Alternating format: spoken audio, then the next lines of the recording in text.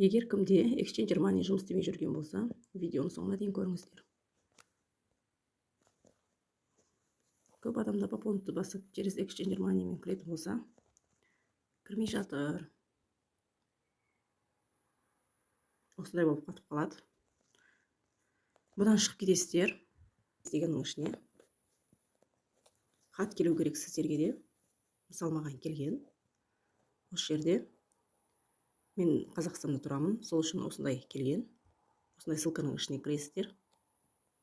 Енді сонымен жұмыс істейсіздер.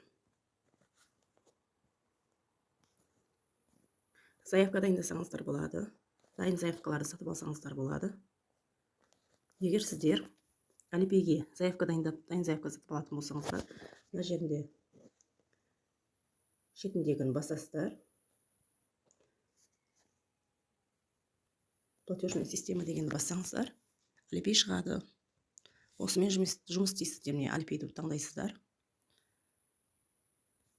Болмаса өздеріңізге керек заявканы сатып алып, заявка дайындасаңыздар болады.